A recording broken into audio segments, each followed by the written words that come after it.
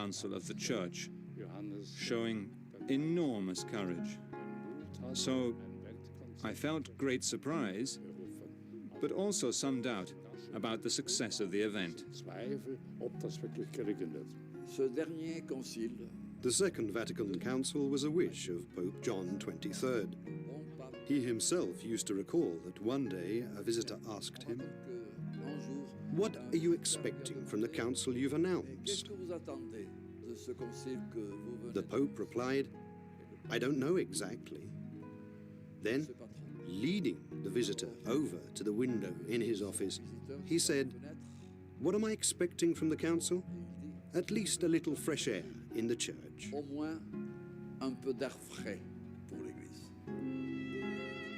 In the San Paolo Fuori le Mura Basilica, on the 8th day of prayers for Christian unity, John XXIII announced the council to the world.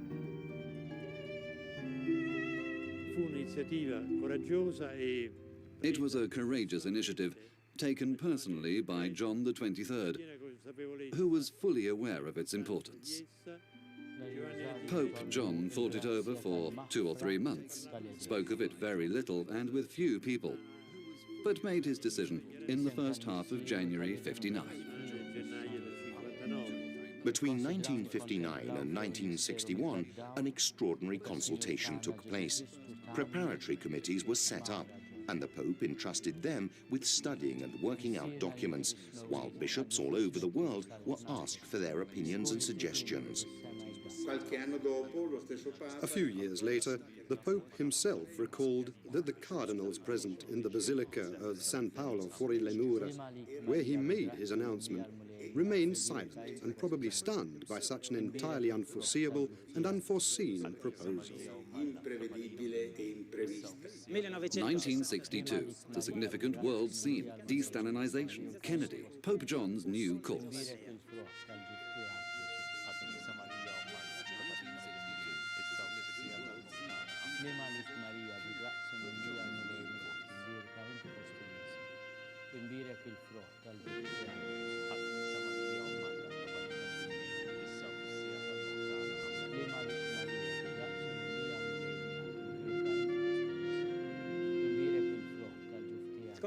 The council fits into this scene and then suddenly turns into an enormous event.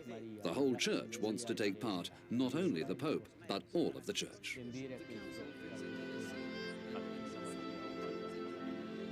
The Second Vatican Council took place between 1962 and 1965, divided into 4 sessions, during which the bishops met in plenary assembly in Rome. The first from the 11th of October to the 8th of December 1962. The second from the 29th of September to the 4th of December 1963. The third from the 14th of September to the 21st of November 1964. And the fourth from the 14th of September to the 8th of December 1965, the day of the solemn conclusion at St. Peter's.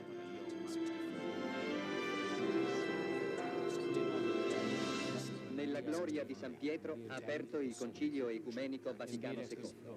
3.000 vescovi convenuti a Roma da ogni parte del mondo raggiungono il massimo tempio della cristianità. Il corteo è lungo circa 4 chilometri. Tutte le campane di Roma suonano a festa quando Giovanni XXIII esce dal portone di bronzo.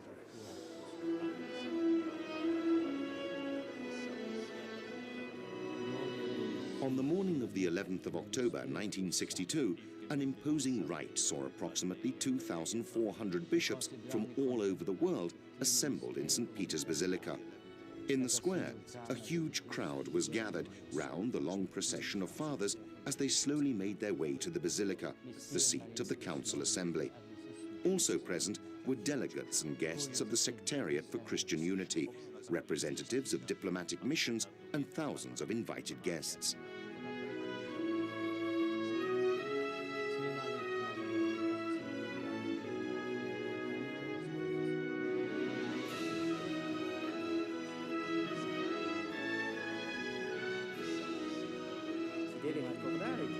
It should be remembered that the Second Vatican Council was the greatest voting assembly ever seen in history. Over 2,000 fathers were there. C'est la première fois qu'ils se retrouvaient ensemble. Ils se connaissaient pas. It was the first time the bishops met.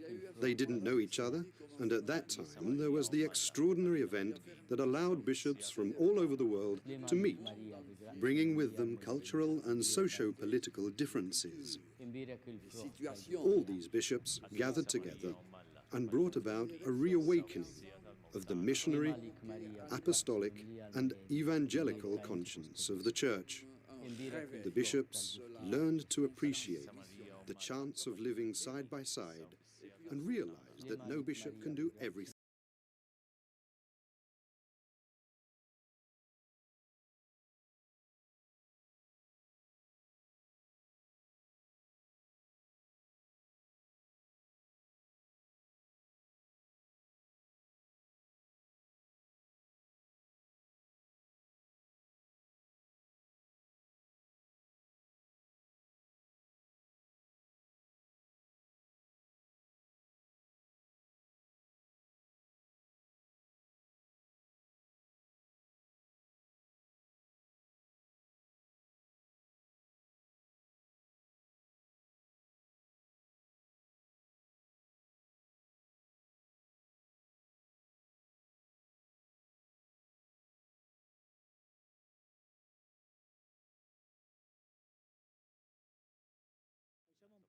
Gathering strength but also contents. It's different from all the other councils, since it is dominated by the idea of totality, richness and diversity. Pope John said, 17 years have passed since the World War, and the Council is opening. The 20th century is one that synthesizes so many experiences. It is the century of contradictions, the century of progress, but also the century that saw 2 terrible world wars and so many other conflicts. It is the century of a new world, of a modern and postmodern world in which the greatest Christian church, the Catholic one, reflects on the message of the gospel.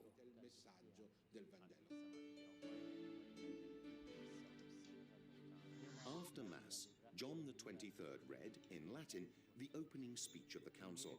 It was an accurate, detailed examination of the position of the Church in the modern world.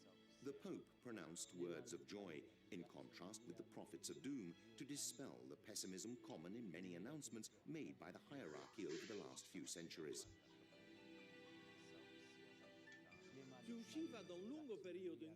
We were coming out of a period during which the Church had had a defensive attitude towards the world, with the papacy of Pius XII and his hymn, "At your sign, at your voice, an army on the altar." The preparatory documents gathered the best of what the Church had matured over the centuries. Bishops from the Far East, bishops from Africa, from Latin America, brought new problems from areas where Christians were not numerous. Participants understood that they should no longer look at the past, but project themselves into the future, asking themselves how they could present the eternal truth to men of today, to men who have never heard the gospel or who have forgotten it.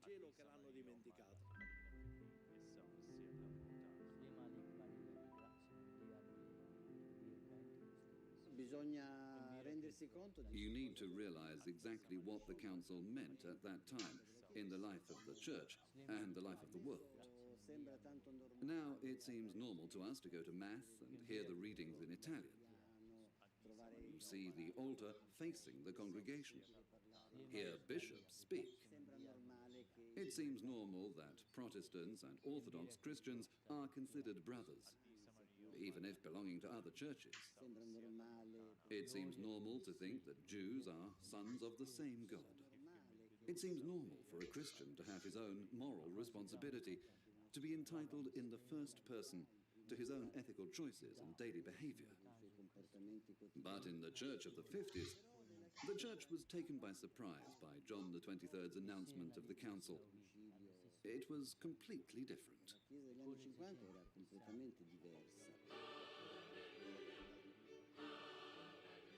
On the evening of the 11th of October 1962, at the end of the first day of the Council, many Romans spilled out into the streets, forming a long torchlit procession, reaching, with prayer and hymns of joy, St. Peter's Square. The Pope came out onto his balcony and pronounced one of the most moving speeches of his brief papacy, the Moon Speech.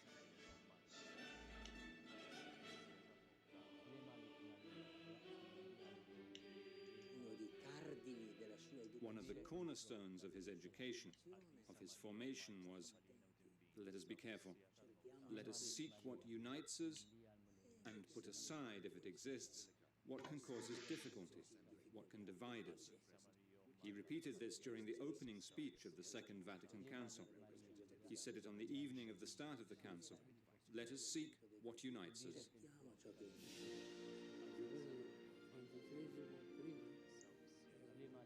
John XXIII was the initiator, a person with the responsibility of a spiritual mission inspired by the Holy Spirit, who had the superhuman courage to convene the entire assembly of the Church.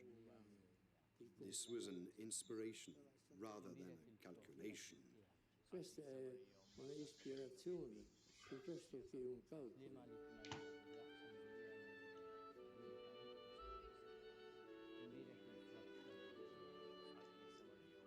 The worldwide tone of the Council Assembly was something that could actually be felt.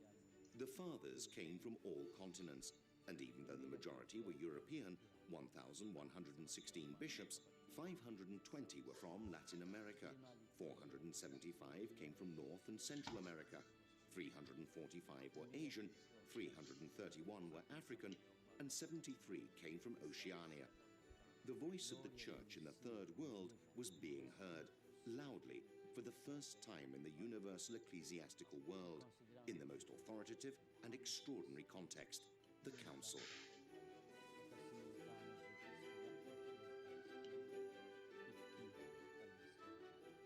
During the first weeks of discussions on the preparatory documents of the Central Committee, confrontation was immediately to the point and characterized by the contrast between two blocs present at the Council. One more conservative, fearful of what might happen during the sessions, the other more progressive, that aspired to a genuine modernization of the Church, both in spirit and structures, more attentive to signs of the times and dialogue with the modern world. Debate on the different outlines reached its peak in the first weeks of November. 1 month after the opening of the Second Vatican Council, it risked being interrupted when the majority of the Assembly rejected the preparatory documents. It was necessary to review and propose new documents with the contribution of all the Universal Church.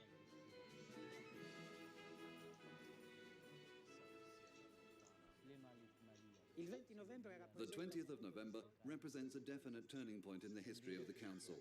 The bishops have examined the texts that have been prepared by a committee. They have discussed them and asked to have them rewritten by more inclusive committees. Someone will say they have repudiated the Pope, but the Pope will say, no one has repudiated me. Let us be aware that the Universal Church wants to announce to the world a language and a content that belong to the Universal Church. I vescovi lasciano la basilica, torneranno alle loro sedi in attesa della nuova convocazione.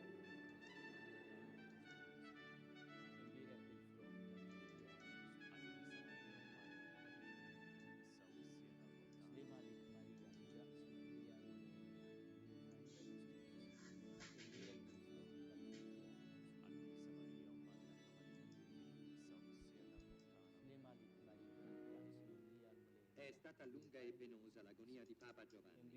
È durata 4 interminabili giorni. Una folla di fedeli per tutto questo tempo ha fatto compagnia alla sofferenza del pontefice, pregando e sostando nella piazza di San Pietro. C'erano i romani a invocare la salute per il loro vescovo. E c'era gente venuta da lontano, vecchi e giovani. C'erano anche i bambini. The Hail Mary, eternal rest, glory be, Holy Guardian Angel and the Little Saint. Con la voce di padre Pellegrino annunciava: diamo il seguente triste annuncio. Il sommo pontefice Giovanni XXIII è morto.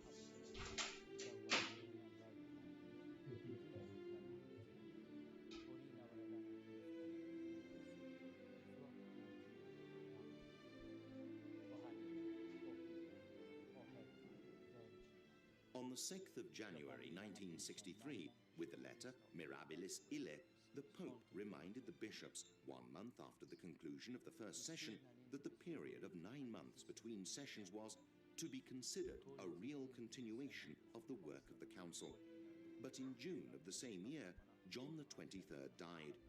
In a world troubled by the Cold War and the ongoing ideological clash between the two opposing blocs, the death of this great man of 82, who had inspired such hope in people's hearts, came as a terrible blow. His successor was to reopen the council to continue along the path of modernization just begun, which both in the church and outside of it was awaited with hope.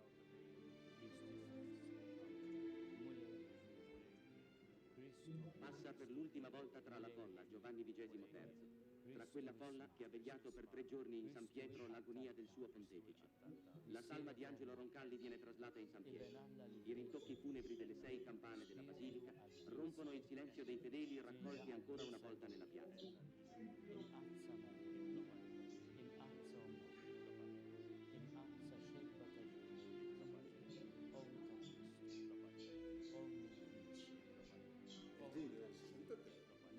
In June 63, while the council was suspended, because it was impossible for the bishops to stay in Rome uninterruptedly for years, the Pope died. One of the members of the council was rapidly elected. He was Cardinal Montini, Archbishop of Milan, who took the name Paul VI.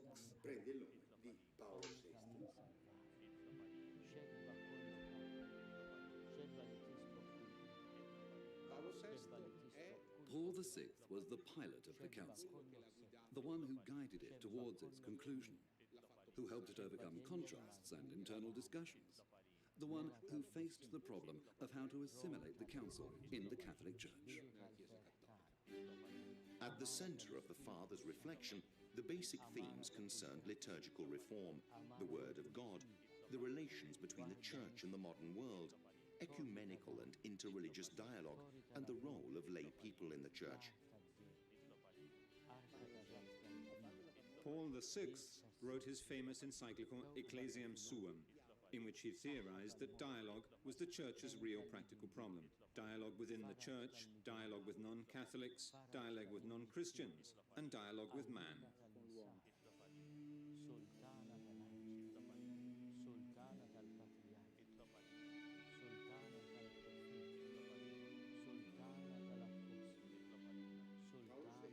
Paul VI took a very important decision, that of naming 4 leaders called moderators, whose task would somehow be to guide the council. They were a Belgian, Cardinal Schönens, an Armenian, Cardinal Gadjanian, a German, Cardinal Dörfner, and an Italian, Cardinal Lercaro.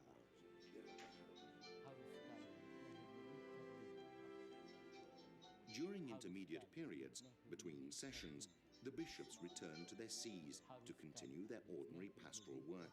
Divided into various committees and subcommittees, the fathers, together with theologians and Bible scholars, continued to work on the preparation of texts and the study of themes in national and international meetings, as well as during their respective episcopal conferences.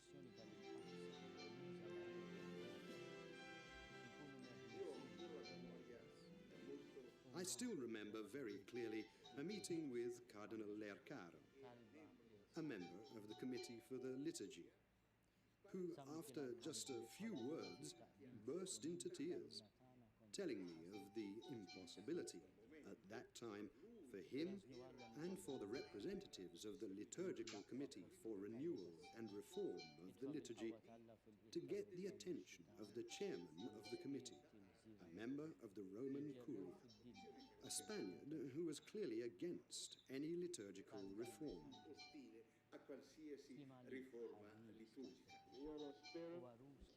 I hope that one day we'll be able to allow people to pray in their own language.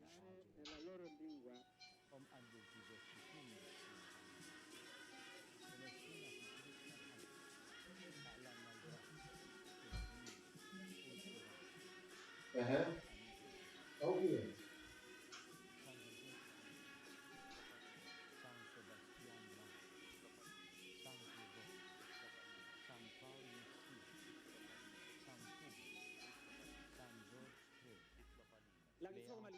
Among the tasks of the Council, liturgical reform was certainly the one that had most impact on the community of believers. People had the impression that Latin made everyone equal, children of God. But it was realized that it is better for each of us to pray and talk to God and listen to the Word of God in our own language. How was it conceivable that a Chinese, Russian, and African could speak to God in the same language? With liturgical reform, each of them could finally and officially talk to God, calling him Father, Papa, as the Bible says, in his own language.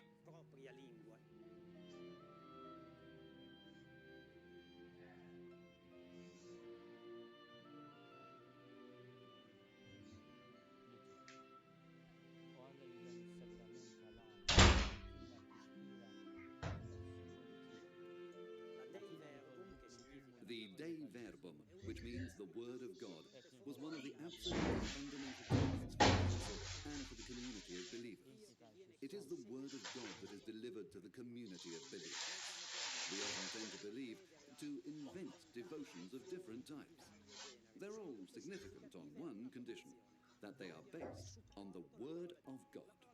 The Word of God is materially contained in the Bible, and picking up the Bible and starting with those words which are prayer, communication, instrument, and subject of our faith, it has become for each of us the basis of a great turning point for our way of praying and believing.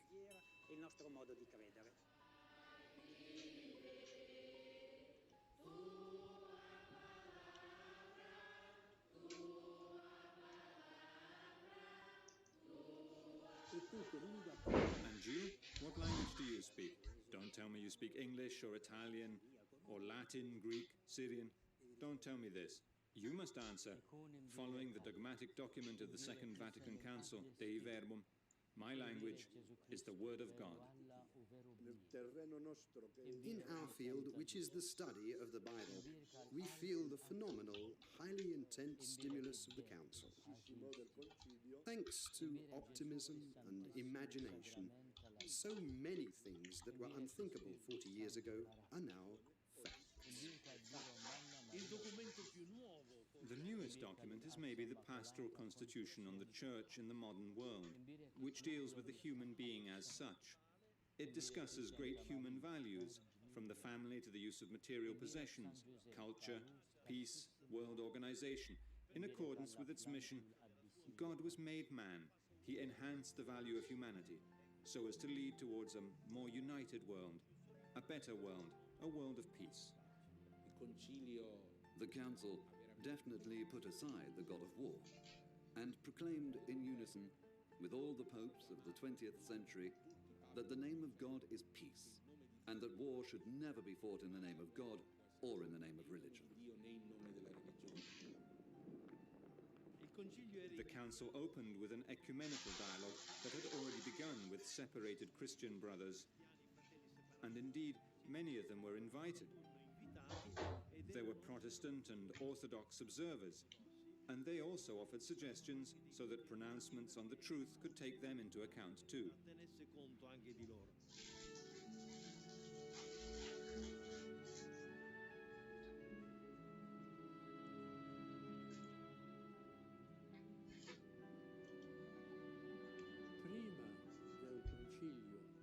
Before the Council, there was no real ecumenical movement between Catholics and other Christians.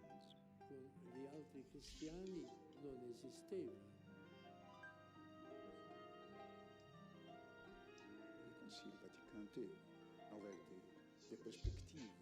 The Second Vatican Council opened new perspectives in view of the third millennium.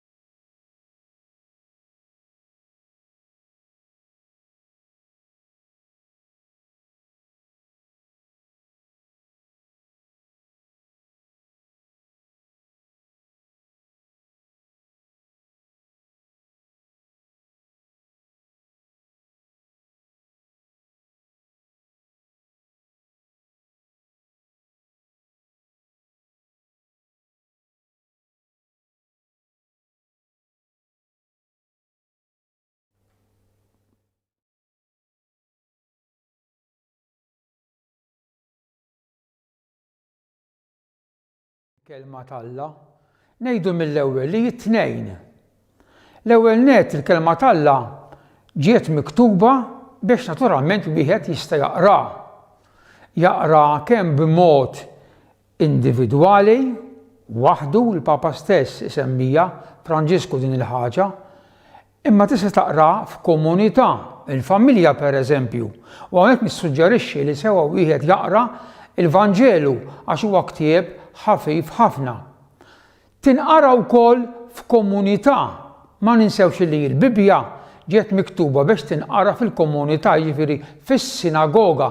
Il-Lut hekk bdew bil-kotba f'idejhom imorru fis-sinagoga u hekk għadhom nhar ta' Sibt u tinqara lilhom il-kelma minn fuq l-ambone imbagħad ikun hemm it-targum, jiġifieri l-ispjegazzjoni ta' dak li jkun inqara. Imbagħad hemm il-kelma l-oħra, tisma', issa l-kelma tisma' bil-Malti hija ftit wiesa', forsi aħjar illum tgħid minflok tisma' tagħti widen.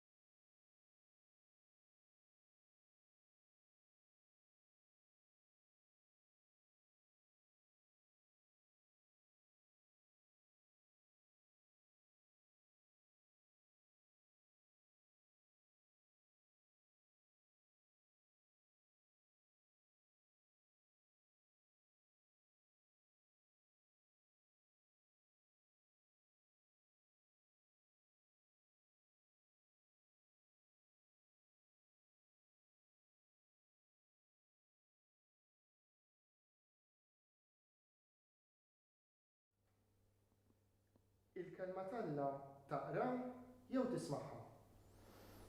Taqra u tisma' il-kelma t'Alla ngħidu mill-ewwel li t-tnejn. L-ewwel nett il-kelma t'Alla ġiet miktuba biex naturalment wieħed jista' jaqra. Jaqra kemm b'mod individwali, waħdu l-Papa stess isemmija Franġisku din il-ħaġa, imma tista' taqra f'komunità, il-familja pereżempju, u hawnhekk nissuġġerixxi li sewa wieħed jaqra il-Vanġelu għax huwa ktieb ħafif ħafna. Tinqara wkoll f'komunità, ma ninsewx li l-Bibja ġiet miktuba biex tinqara fil-komunità jiġifieri fis-sinagoga.